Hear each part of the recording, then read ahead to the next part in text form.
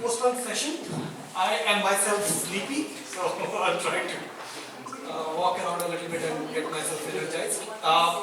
This is sort of like a rehash of my earlier talk from I think like 3 or 4 years ago. I had done this talk,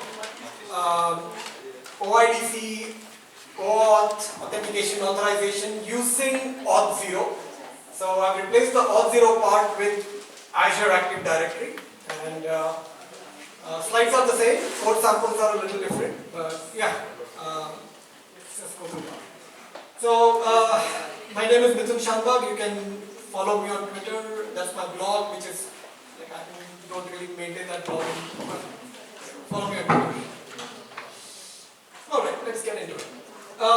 So these terms, right, like AuthZ, authentication, authorization, JWT, OIDC, OpenID Connect, Auth 2.0, like bunch of terminologies floating around, and we'll try to demystify all of those today, hopefully. Okay? At any point, if you have a question, feel free to raise your hands, interrupt me. I want this to be as interactive as possible. So, as interactive and as informal as we can keep it. Right. So, we'll start with these two terminologies, OAuth and OpenID Connect. So, one piggybacks on the other. So, OpenID Connect is your authentication layer, and OAuth is your authorization layer. Now, a simplest way to, I'm going to steal somebody's, an example I'm going to steal from someone. So, let's say you are entering some building. You need to authenticate yourself. You have to prove that you are you. And then, after that, you have to prove that you actually have permissions to enter the premises, right? So, a government-issued ID is proof of authentication. You present your Aadhaar card or PAN card and your photo matches. That's proof that you are authenticated. You are who you are. But that doesn't mean. So, let's say your name is Alok. Just because Alok has his PAN card and I've authenticated that he's Alok, doesn't mean he has permissions to enter the premises. So he needs to be authenticated. So he needs like a Meetup.com, like an email from Meetup.com, something that authorizes him to enter the premises. Must be an employee, must be having some permission, some proof that they can enter the premises between these times, right? And just because you are authorized to enter the premises on a Saturday morning for the meetup doesn't mean you can carry that same authorization over on a Monday afternoon, right? So authorization comes with expiry as well. So that's authentication versus authorization. OpenID talks more about authentication. OAuth, rather the OAuth 2.0 incarnation talks about authorization. Okay? Aadhaar card versus ID, employee badge. And both of them piggyback on top of the HTTP 2.0 protocol, whatever, I don't even know what that is. But yeah, so OpenID Connect, just to recap, authentication, OAuth authorization. This is built on top of OAuth, OpenID. So now another thing we'll keep hearing about is this ID token versus access token. Now, this is straightforward. ID token is your Aadhaar card or PAN card. It's your ID. And access token is your employee badge or your Meetup.com email, which authorizes you to enter the premises. And in our case, enter the API or protected resource. Okay. So, OpenID Connect is what, that layer is what issues the ID token. OAuth is what issues the access token. There are things called as scopes that are associated with authentication, and we'll look at some examples in a bit. I won't dive into it right now. And with authorization, there are something called as claims, which go into something called as tokens, and we'll look at that example. But this is the very, very high level. Okay. Any quick questions on this?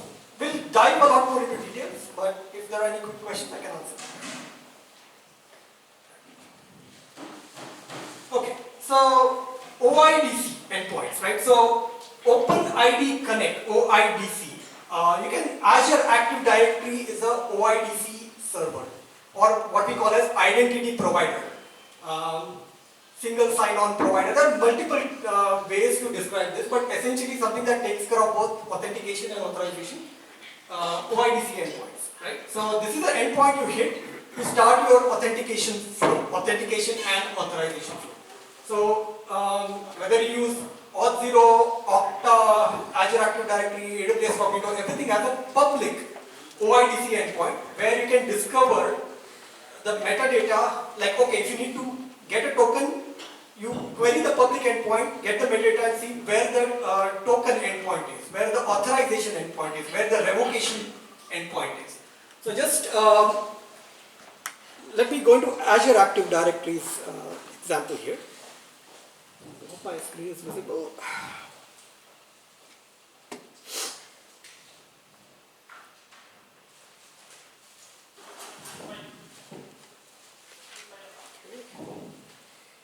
So here if you see login.microsoft.com/common v2o.wellknown/OpenID configuration. So this is where this is the public OpenID OIDC server, and you can query the metadata to see where the actual endpoints reside. Now, for example, if you are looking to get the token, right, authentication, so you would query this endpoint. OAuth2 v2o token. If you need to get the public keys, you would go into this endpoint, the JSON web keys, and this is where you actually get the keys. So these are public keys. You can even check them out here. Okay. So similarly, there are endpoints for authorization. There are endpoints for revocation. Bunch of those things are there. So this is the standard protocol. There's nothing special. If you go to Cognito's OIDC endpoint, it looks exactly the same, right? The endpoints themselves might be a little different. So for example, here for extracting user info, it will redirect you to Microsoft Graph, right? So graph.microsoft.com. In Cognito, it might have its own cloud provider specific implementation. But the user info underscore endpoint is always guaranteed to be there. So this is OIDC protocol. All right. So this is OIDC endpoints. Okay. So there is a endpoint for authorization, which we'll have a bunch of flows depending upon the nature of your application, whether it's a mobile app, whether it's a single page application, front end only, or it is a server-side rendered application. So there will be like different flows to get the ID and access to it. But all of them will hit the authorization endpoint. Then, that's what starts the flow. And then specifically to get the tokens, like for example, if you are doing something like authorization code grant, you will first get the authorization code and then you have to exchange that code to extract the token, and that you will hit the token endpoint. Okay.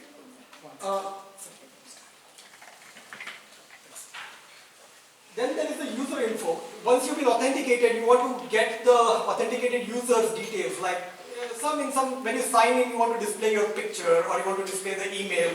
So all of that comes from the /user info endpoint. You need to revoke a token. Hit the revocation endpoint. Log out, self-explanatory here, you need to log out. Keys, so for example, if you are asymmetrically signed, if you use the HS256 algorithm, which I believe is asymmetric key signing. So you are signed with the private key, but the public key you extract it through the well-known keys endpoint. And then the OIDC, all the metadata is listed at that page that we just saw. The beauty of all this is you don't have to remember any of this. Most of the OpenID providers, like whether it's Azure Active Directory, whether it is Cognito, whether it's AuthZ, they provide SDKs that wrap around all this. You don't have to remember any of this. You just call authorize or authenticate or something, and then it will take care of stitching the flow together. Okay. So don't have to remember any of this, honestly. So these are some of the endpoints. There's lots more, but these are the salient ones. Okay, so now let's take a look at there are a couple of flows. Now, depending upon the nature of your application, whether you're a single page application, whether you're a mobile app, whether you're a web API, whether you're a server-side application, you could be even, be a what you call like a background job or a, what you call a daemon that's running in the background. So different types of applications will have different flows for authorization, authentication, getting the tokens and things like that. So the simplest one is called implicit flow. This is the easiest to explain, which is why I'm putting this at the beginning. This mainly works for single page applications. So whether you have a pure JavaScript application or a React or Angular, you will generally tend to use implicit flows. Although it is considered insecure for reasons that I'll show. But let's start here. This is the easiest to explain and understand.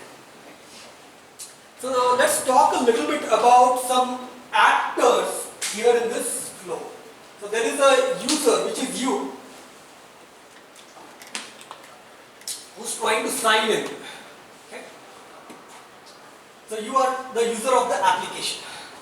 There is the application itself. Like let's say you are signing into Spotify or Netflix or Hotstar, whatever. There's the client application.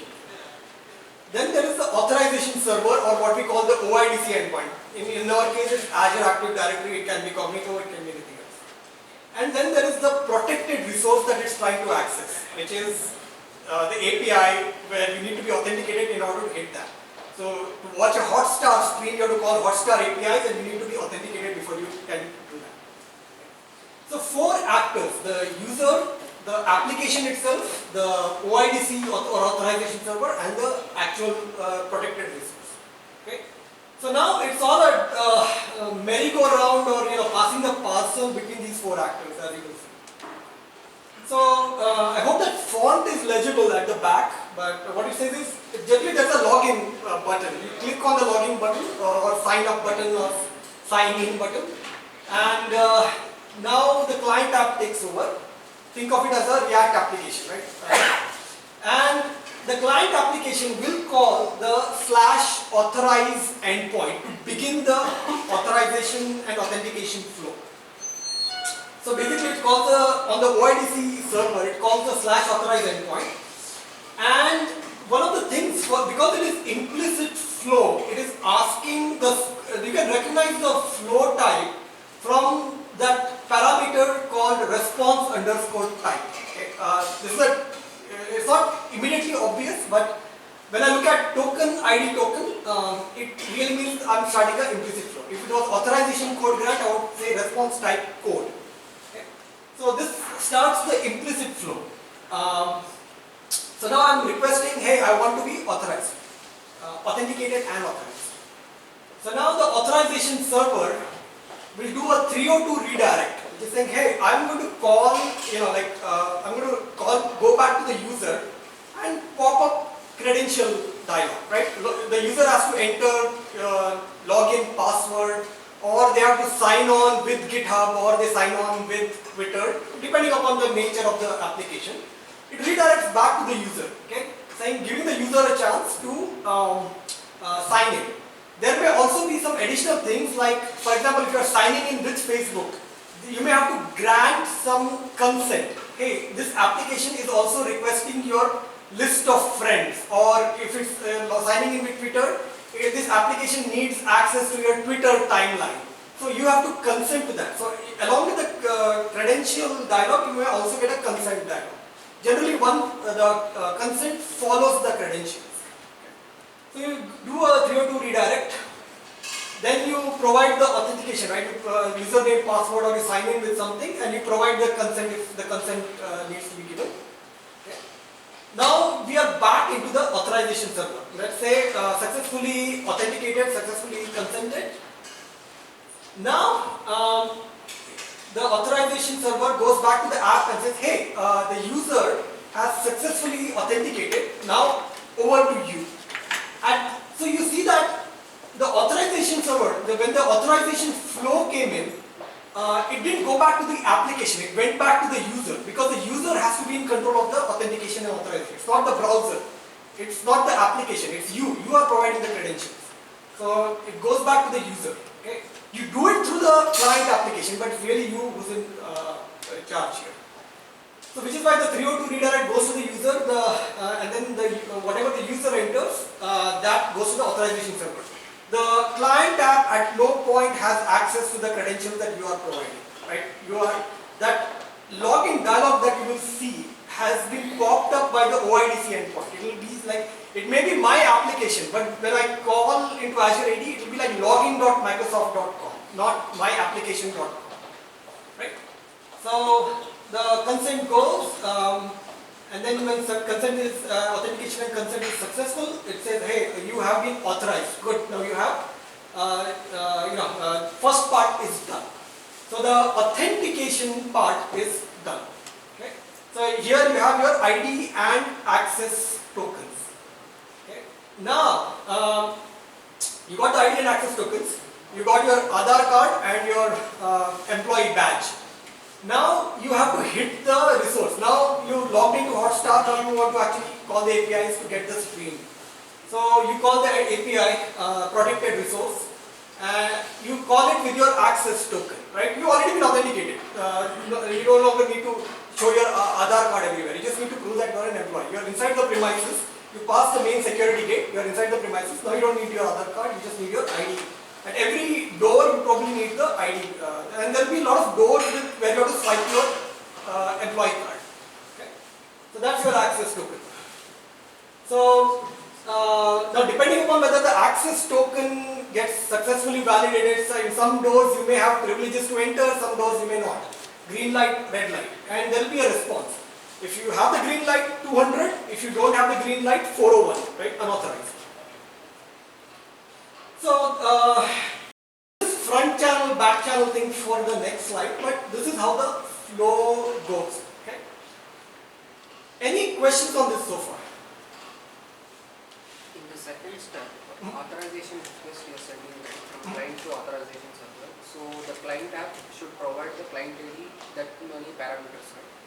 Yeah. So you have to provide the client ID, and we'll walk through an example. But client ID, the redirect URI, which means if I'm successfully logged in, where should the application call me back, right? There will be some URL on the application where the flow will land. So generally there's a redirect URI, or what we call as authentication callback. Once you are successfully authenticated or unsuccessfully authenticated, where should I land back? And the authentication callback is generally in Angular, it is what we call as a component, right? The component with a route. And depending on whether the authentication is successful or not, you will either display a success message or a failure message. If it is a failure message, you will then redirect back the user back to the login dialog, say, hey, something went wrong, can you try again? So yeah, client ID, depending on irrespective of which flow we use, client ID and redirect URI have to be provided. So that will be taken care by a client application. Correct. The client has to register itself with the authorization server, and it will be given a client ID. The redirect URI is something your application can define, but it has to register that with the OIDC endpoint or the authorization server. So this is the flow for implicit. Okay, easiest flow. Now the reason it's insecure or considered less secure is because the ID and access tokens. Now remember, we are running this in the context of a single page application. It's in the browser. So the only way a browser can actually store this ID and access token is in local storage, right? So it's like you can encrypt it and stuff, but it's in the local storage. So anybody, any user on that machine can get access to it. So, and this is all front channel, so it's susceptible to man-in-the-middle attacks and things like that. So anybody can put a fiddler proxy and extract these things. So the better flow is, I'll skip ahead a couple of slides. Better flow is called authorization code grant or authorization code flow. So there, the concept of a front channel and back channel comes into play. Okay? So you have the same four actors: the user, client app, authorization server, and the resource API. you log in, you do your, you send the request to the /authorize endpoint.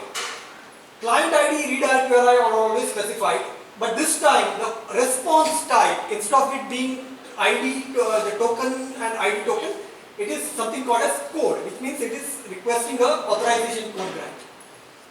So it redirects back to the user, so same process as before. User provides credentials and consent, but this time instead of returning the ID and access token, it returns the code. Okay, so it will be like some hash or some GoID or something like that, depending upon the OID server. So the code, all of this is over public or what you call the front channel. Okay. Now, authorization code flow is not for single page applications, although you can use it in single page applications, but generally meant for traditional web apps where there is a server side component. So something like an ASP.NET application or a Ruby on Rails application where you have a front, basically server side renderer.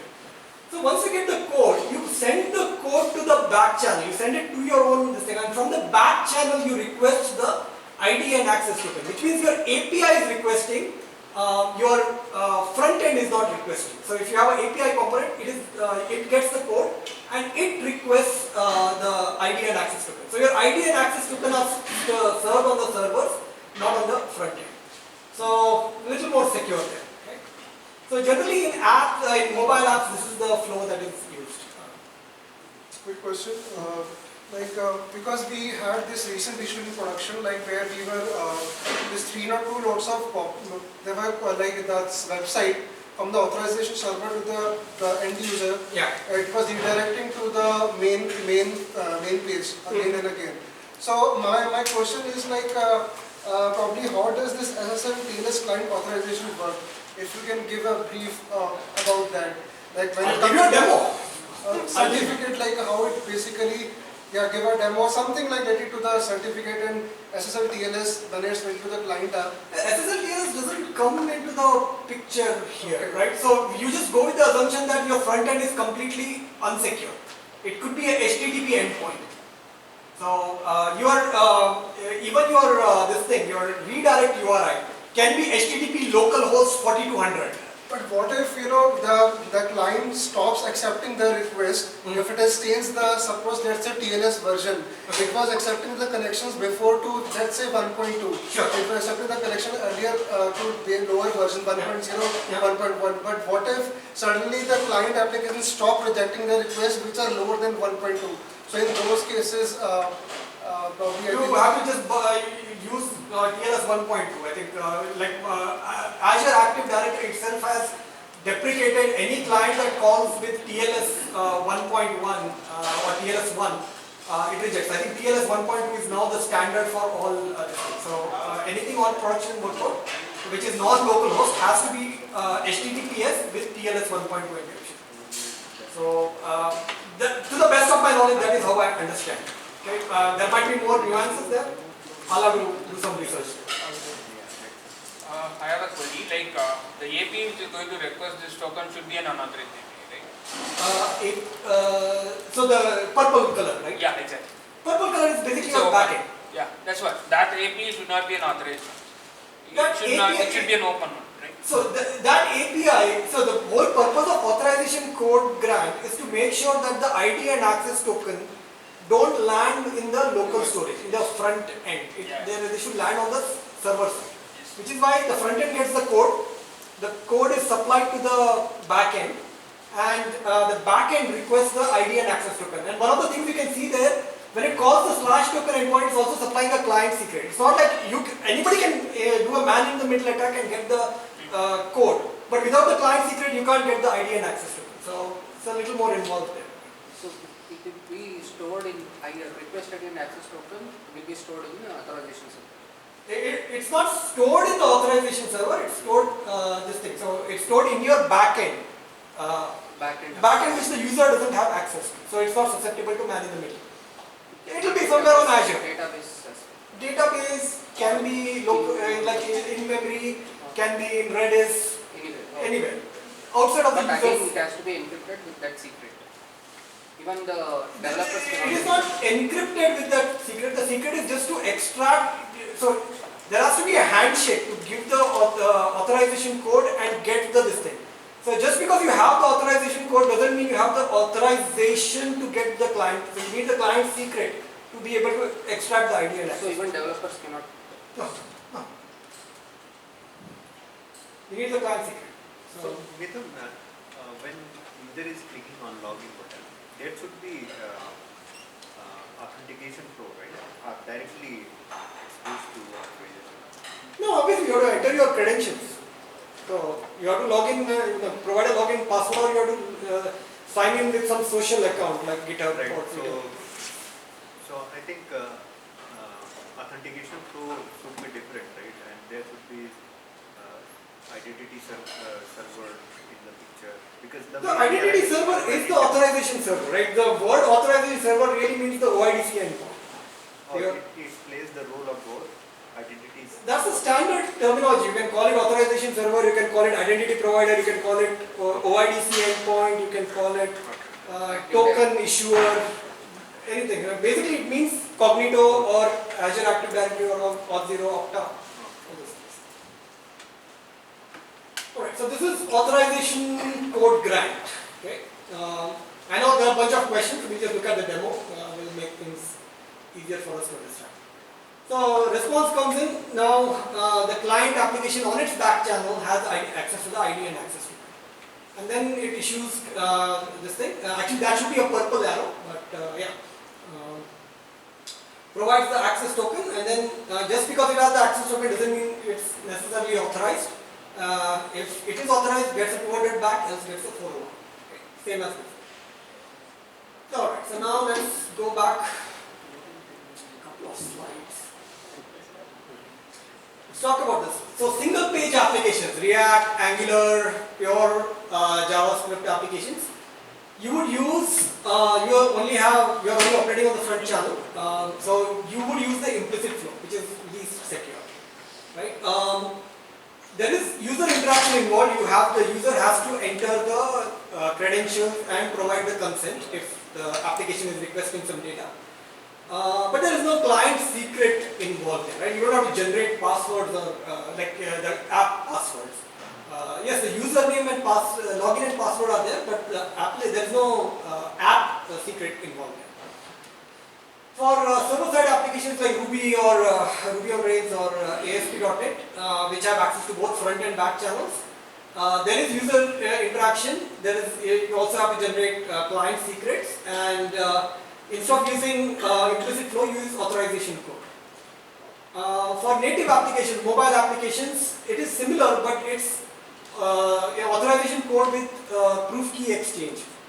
Basically, the way I understand it, it is like not only you have to prove who you are, but the device has to be what it is, right? Your device identity also has to be the same. So that proof key exchange is done there. If you are a background service, obviously there is nobody to sign in. There is no user interaction there. So everything goes through client secrets, right? And for some legacy applications, it is very similar. Basically, there is no client secret also involved there. To be honest, I don't even fully understand this, but you say that this is a first-party application. It doesn't require, and there is not millions of instances. There are like 1 or 2 instances of this application running. So it's like a highly trusted application which has access into this thing. So you bypass all access. So that's called a resource owner and password. So you don't have to. There is no user login process there, and there is no client secret there. Okay. It's just like a trusted first-party application. Whenever that application runs, the authorization server says, hey, this one has a free pass, let the application just go in and do whatever it wants. So don't use this ever. Okay, let's jump into the demo only right now. Okay, so how are we doing for time? Half an hour I have. Oh my. 25 minutes. Alright, so I have all this up on GitHub. I'll send out the link after the talk. Is the font visible in the back? Or let me see if I can increase it.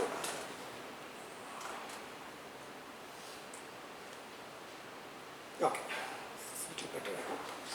Alright, so what I have here is, I have an Angular front end. So I have an Angular front end and a .NET back end. Okay?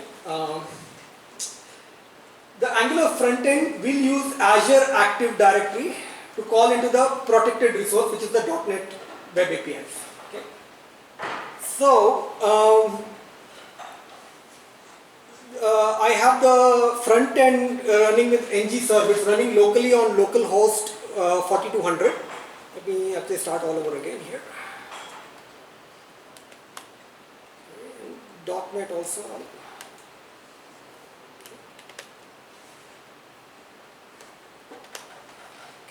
So front end, I'll just launch ng serve, which is running the Angular application locally.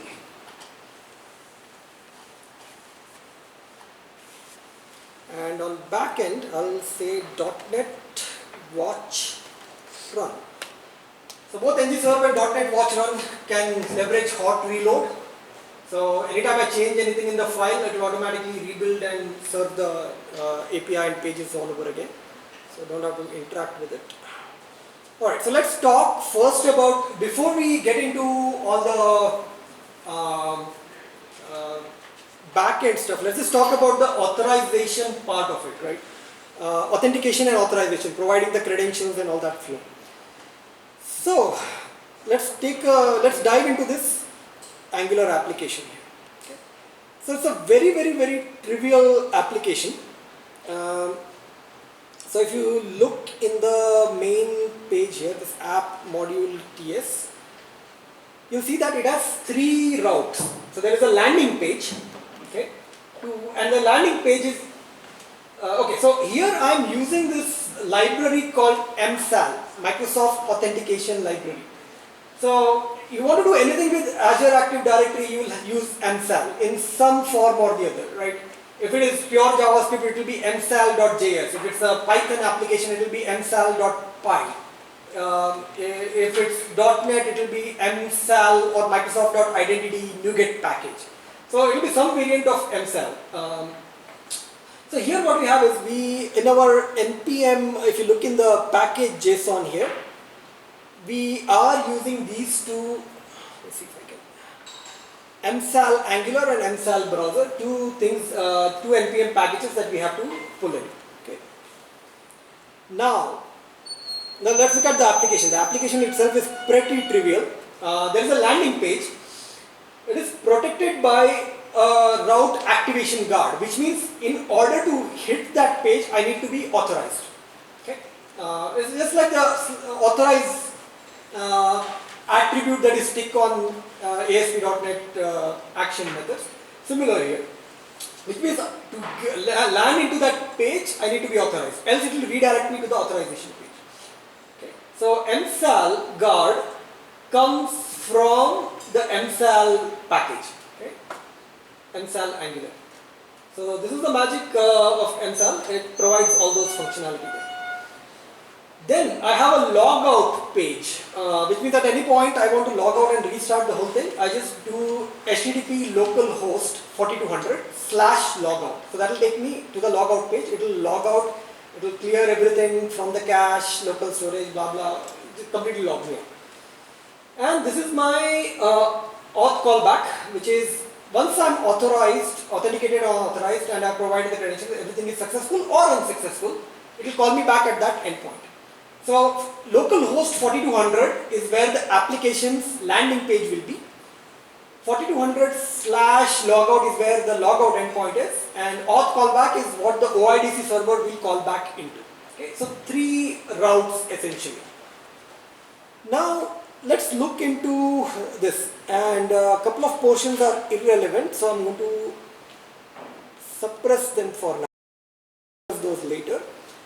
But at a high level, in order to start the flow, you really need 2 things, right? You remember this diagram, right? We have the client ID and the redirect URI. Rest of the stuff, this response type, scope, it is generated by the SDK. You don't have to worry about this. The client ID is something you have to provide. the application has to provide, and redirect URI, the authentication callback, is something the app has to provide. So those two things we provide. Okay. So if you look in this constants file here, we have defined the client ID and the redirect URI. Okay. So now, where did this client ID come from? So for that we go to Azure Active Directory. Okay. So we go to Azure Active Directory, and we come to this section called App Registration. I'm creating the next Spotify or Netflix or Hotstar, whatever application, right? That application has to be registered with the Azure Active Directory or Okta or Auth0 or Cognito. That OIDC endpoint has to know what this application is. When you register your application, you get a application ID. So you just say new registration, okay? You give it whatever name you want, and you say that, hey, I need to be able to sign in with, so here in this example here, Auth0, Okta, Cognito and Azure Active Directory B2C generally support signing in with your personal accounts. Okay?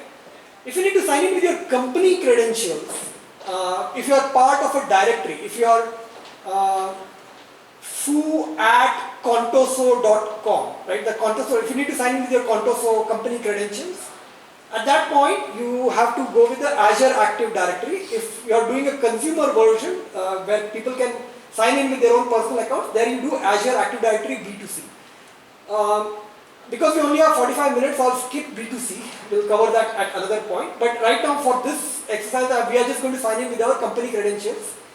But because I don't have a company credential, I'm going to fake simulate it using this one. So I can sign in with my Xbox, Skype, Outlook or Hotmail and it will treat it like regular Azure Active Directory. Forget that I completely said this. So let's just assume that my Outlook.com email address belongs to some company, right? I'm part of a company that uses Outlook.com. So you would generally create a multi-tenant app if your application is a B2B application, right? So people from different companies can sign in. If it is within one company, you would use a single tenant application. So right now, I'm using my multi-tenant plus personal, so I can sign in with my Outlook.com account. Okay, and then redirect URI, you don't have to provide it right now, and you hit register. Okay, so that will create an app registration. I already have one called .NET Meetup 11/26/2022. Okay, today's date. So this part is your client ID.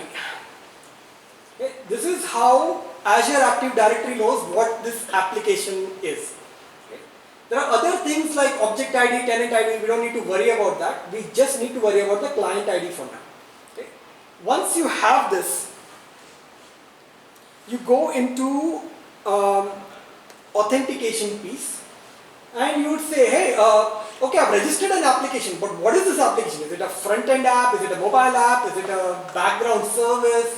You have to tell the authorization server something about it, right? So it knows which flow to initiate.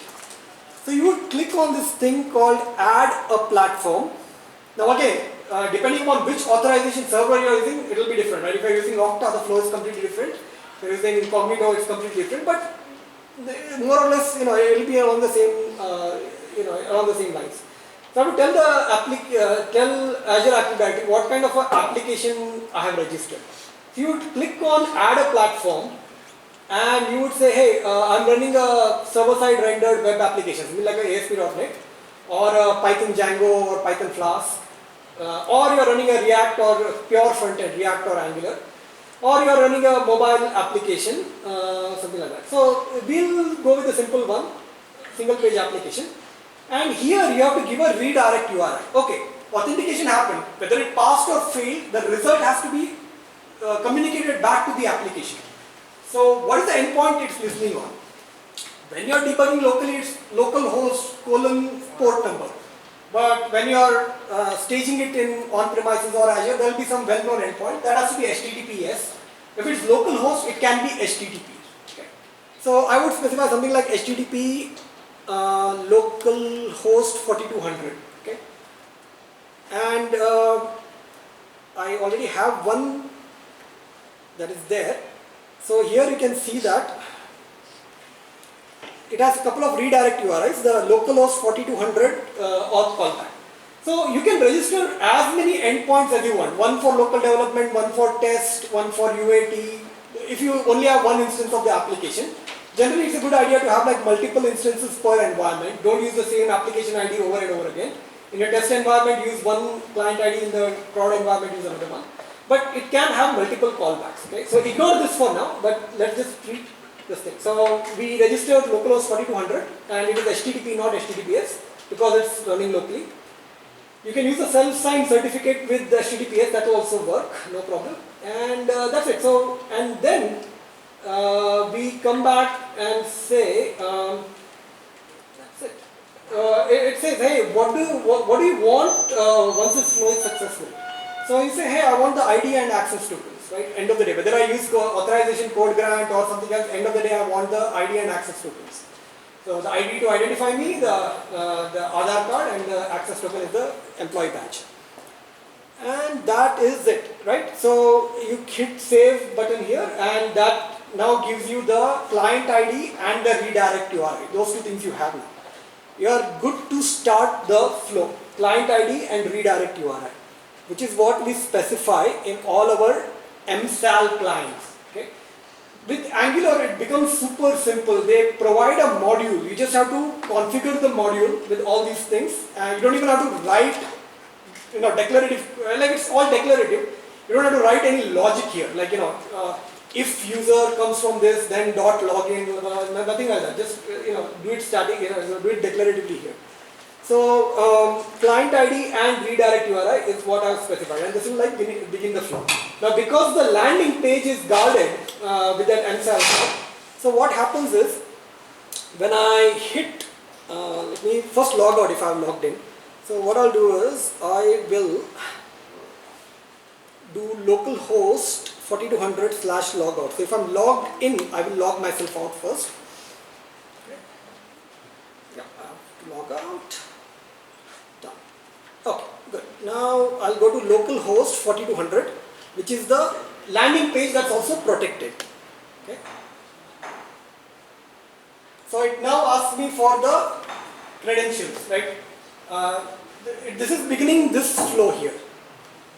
This part, when you say authorization request has gone in and it has 302 redirected me back to the authentication prompt. Now it has presented me with the credentials thing. Now I have to authenticate, and if necessary I have to provide some consent, right? So I have to prove that I am who I am. So this is we are on this part here, okay? The authentication and consent.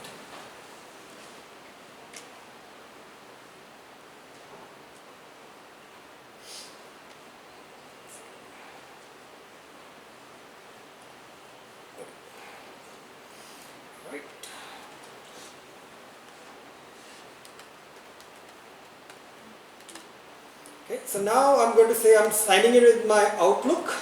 Okay, say next, and I'll sign in with my Outlook, and it has to do a bunch of 2FA things. Okay, clear out all this. Okay, stay signed in. Let's say no for now. Okay. So now. Ignore this for now, but look at this flow here, right? It is calling, first it's calling the OpenID endpoint. I don't know if that's visible here.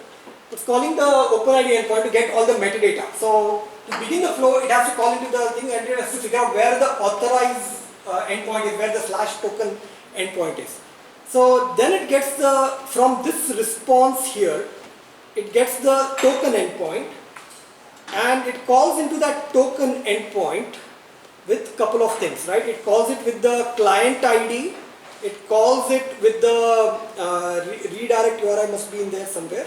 Yeah, okay, it has broken, the API does it a little differently here, but and it provides this, what is that, refresh, grant type refresh token. Hold on one second, I'm looking at the wrong one. Okay, this one.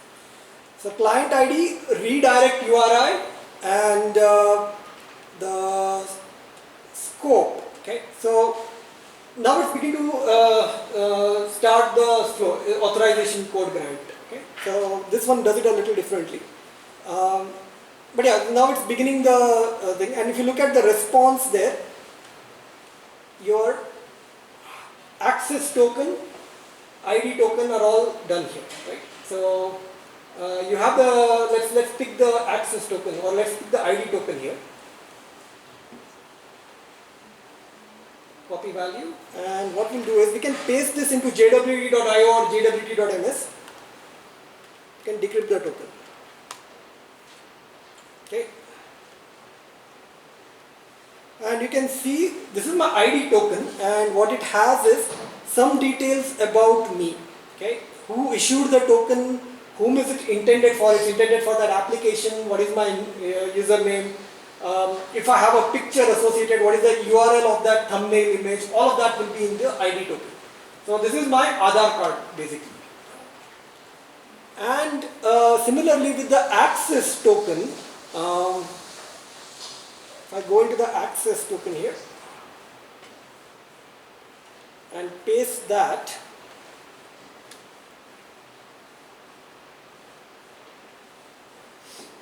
no, this is not the access token. Second.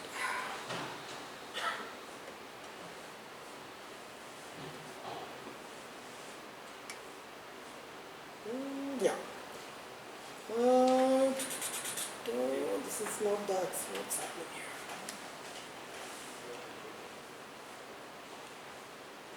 The access token I can get from here.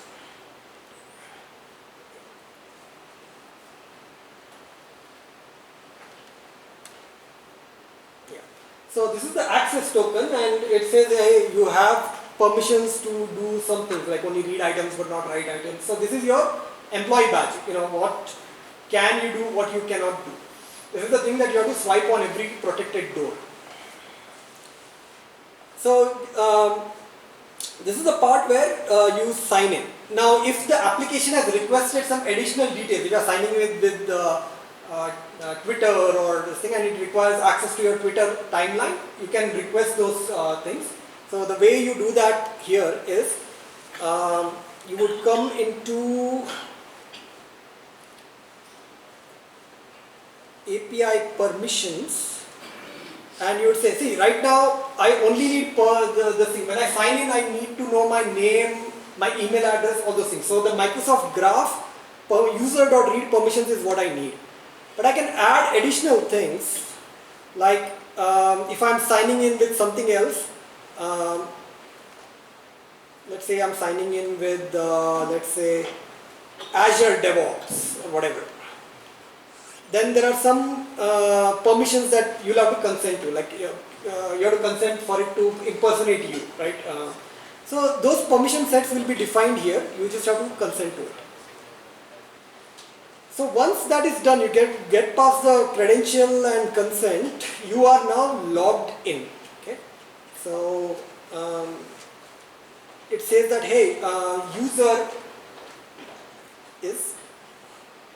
Ignore this part, the API response. We are not called the API yet, but now you can see that the user has been signed in. Okay. So the flow goes something like this. Auth callbacks, this is the component that gets called back when there is a successful or unsuccessful authentication. And all I do is I redirect back to the landing page, which goes here. And this landing page basically has two things, my username and some response of the API it calls into. This we'll look at a little bit later, but right now this username is coming from, I'm successfully logged in, so I just call the msal service and say get accounts for each. So generally should be only one account, but for some reason msal supports multiple accounts clubbed in into a single instance. So I just create an observable out of it and then attach it into that thing here, into that paragraph here. And then after that I'm ready to call the protected resource, my API. So now let's look at the API. Okay. So back in this graph, there is the authorization server has to know about the client application. It also has to know about the API that it is protecting, right? So the authorization server acts as the gate between the client app and this thing. So you have to provide the authorization for it to reach the the badge that turns green, the light green, to hit the resource API. So that, now let's dive into the API part. The API, and I've tried to keep this as simple as possible. .NET 6 Web API. So it's a pretty straightforward application, right? So I add controllers, I generate the Swagger page. There's some CORS policy which says allow calls from anywhere, and there's some middleware that is registered, Swagger basically. And I've commented out all authentication for now. So it's all going to be anonymous calls. I have the ID and access token, but right now the API is unprotected. Okay. So this items controller here is completely unprotected. You see that I've commented out the authorized and required scope. All of that I've commented it out. So anybody can call into it. So right now you can see that the Swagger endpoint. Okay. So this is the API. It's a very simple API. You just specify an ID and get an item back. It's as simple as can be, right? So it's basically just returning a 200 back. And at this point it's unprotected, so I'll just specify some random ID and say 200 or whatever, like some number I'll specify. I execute this and you can see that it is returning a 200 response. Okay, successful item for anonymous user, right? This is, you're not authorizing the user. User doesn't have to swipe the badge. Anybody can enter. So it is anonymous access at this point. So now let's start protecting that API. So the very first thing we can do is, let me turn on the hot reload if I haven't turned. Yeah, I have hot reload turned on. So the very first thing I'll do is I'll go tweak the middleware, and first I'll enable authentication and authorization here. So, and same thing in the service registration as well as in the middleware. I'll save it. So now, file change, it should hot reload. And another thing I need to do is, I need to turn on this authorize, which means I now need to protect that action method, okay, that get item. So now what happens is, if I try to do an anonymous access here, and I say some 1, 2, 3 something, and I hit that endpoint. Now I get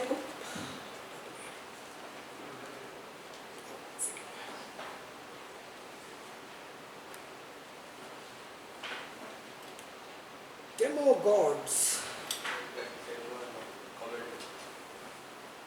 No, that's fine. The comment is fine. It's a 500 error. Let's restart this.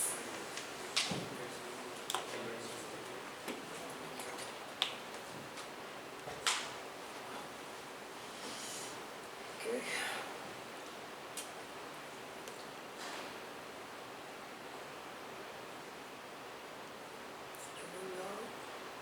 Okay. So now I hit it with some random ID, say 1, 2 or something. Execute, and I get a 401 unauthorized. Now it means now it is blocking anonymous access, right? Because now I've added that authorized guard there on the back end. I've hit the wrapped it with the authorized attribute. So now it means that I need to provide my access token, my badge. I have to swipe it. So that has to be attached into a header called authorization. And you have to specify something known as the bearer token scheme. So what that looks like in the front end is when you send the request. So this is a request that is going into that endpoint. Okay, same localhost 5000, which is the API. It's calling that same API, items controller, and along with that there is a authorization header with the bearer token. Bearer is just a scheme. Okay, there's bearer token, there's basic authentication scheme, all that basic authorization. So when you use the access token, just say bearer space and then the access token here. Okay. And this is enough to, this is basically, carrying your ID card with you, not the ID card, the employee badge with you. Okay. When you go hit the API endpoint, the protected receipts. So that now comes, now let's do this. We are already authenticated, so I can just refresh this page. So I'll clear off the thing and I'll just refresh. Okay. So now you can see that it successfully fetched it for it fetched item 1, the ID 1 for user. Now it knows who I am because I have carried my access token here. So this now, the way this works is, because of this authorize, it, what is this claim thing here? So remember the access token that we had looked at? So, Items read. huh? Yeah, items read. Yeah. So here there is this thing called as name here. Okay. Whom does this token belong to? So this key value pairs are known as claims in a token. So it's an assertion in a token basically. So you can extract one of those claims to look up some properties, like the name property will have my name, that preferred username has my email, things like that. AUD is audience, whom it was issued for, which API it was issued for.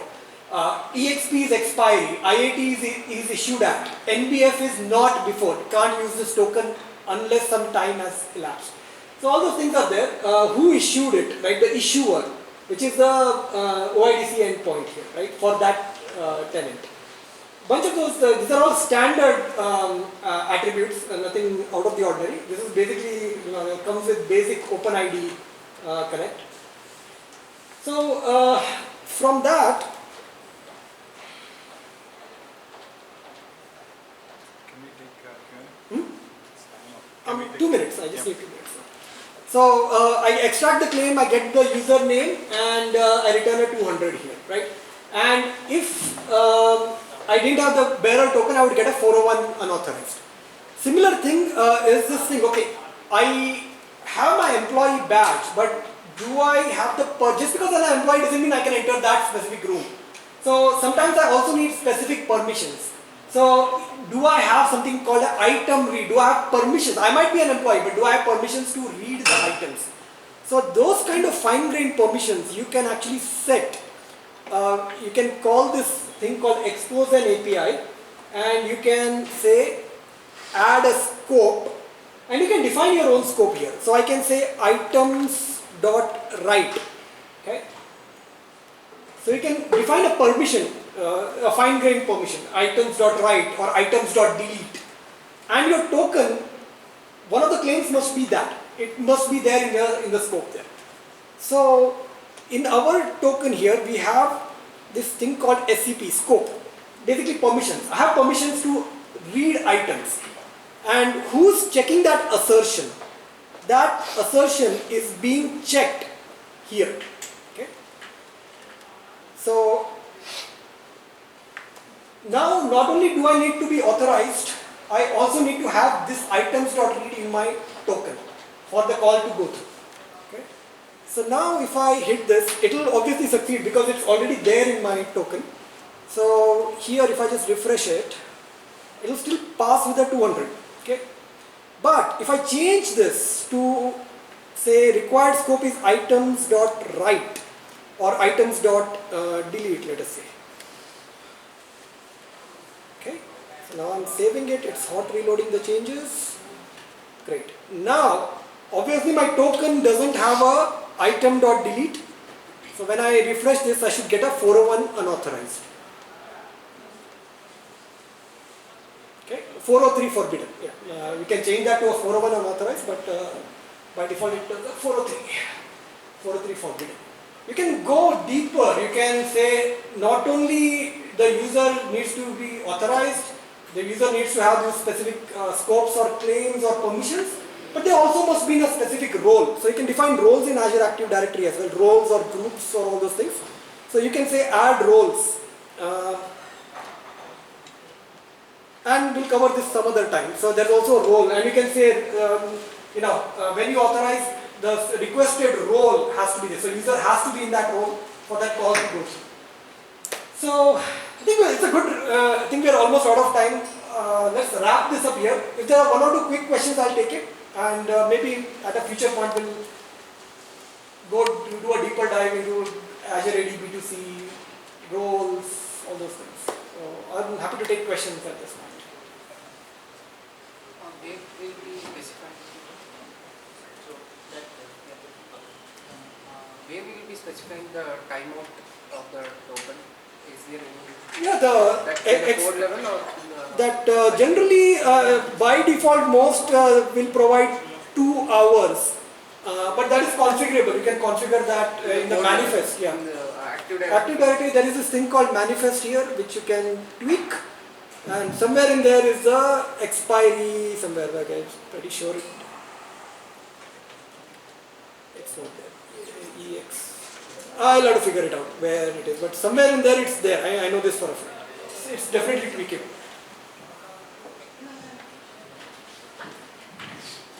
The redirect URI we have added in the app registration. So in this application, are you passing the redirect URI in each request? No. Because It's a one-time thing, but when you log in, I faced this issue in .NET Core application, .NET 6. okay, So we have added this redirect URI in our registration, and the key name is Azure AD. Okay, so it is by default it is taking that redirect URI, and if it is not added this redirect URI in the application in the yeah. So it has to be. See, remember here, I can register multiple redirect that is URIs. correct. Huh. We can register for fraud, day, Correct.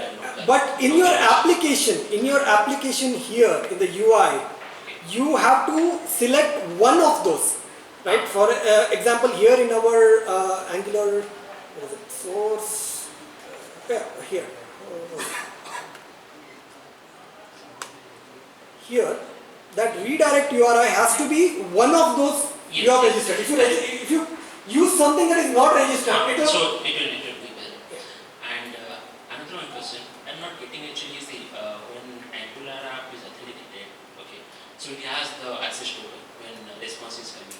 But when it is going to the API, so we are taking that access token and passing to the API. Somewhere we are adding it in the code. Yeah. So you don't have to do all that. The MSAL library, the SDK injects it for you. So this is one of the things that I have hidden, and I didn't purposely talk about this, but this thing called interceptor. If you are familiar with Angular, you have something called as the HTTP interceptor. It knows that it is going to a protected API. It will automatically intercept that call and inject that bearer token into the call. So you don't have to add this. no. So here all you have to do is you have to specify that endpoint here in as a configuration into the interceptor. That's it. Okay, so that library will take care of it. Library takes it. More questions? Good. So there are a couple of benefits of asking question. One is you will get chocolate, the speaker will get some time to take rest, and then there are other reasons to be here, right? But our speaker is covering apart from that. So I So don't we know will questions. take one last question. Yeah. How does this authentication happen in multi-tenant? Good question. Actually, take a chocolate. I forgot to hand out chocolates.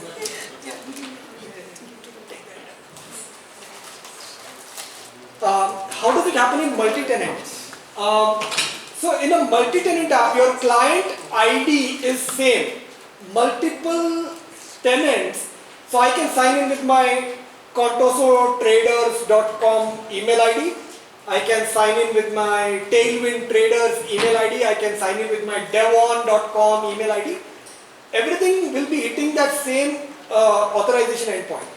One thing that will differ though is this issuer that you see here, right?